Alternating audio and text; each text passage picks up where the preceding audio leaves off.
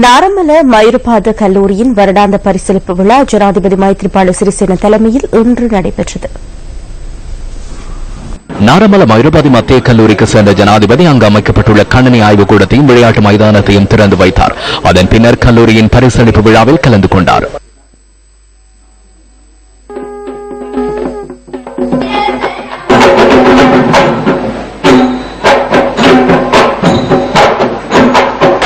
මේ අවුරුද්දේ මාර්තු මාසේ ලංකාවේ කවුරුවත් ජිනීවා ගැන කතා කරන්නේ නැහැ. இந்த வருடம் மார்ச் மாதத்தில் இலங்கையில் அவரும் ஜெனீவா தொடர்பில் பேசுவதில்லை. மனித உரிமை பேரவையின் செயற்பாடுகள் தொடர்பில் பேசுவதில்லை.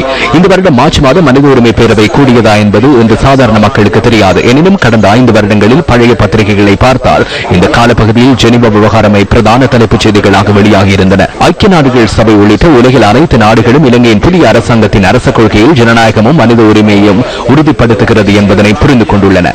அதனால் கடந்த 5 வருடங்களில் பேசப்பட்ட மின்சார கதிரை தொடர்பில் இந்த வருடம் மார்ச் மாதத்தில் எவரும் பேசவில்லை. மின்சார கதிரை என்பதனை எமது அகராதியில் இருந்து நீக்கியுள்ளோம். අපේ සාකච්ඡාවේ අපේ ශබ්දකෝෂ වලින් දැන් අයින් කරලා තියෙනවා.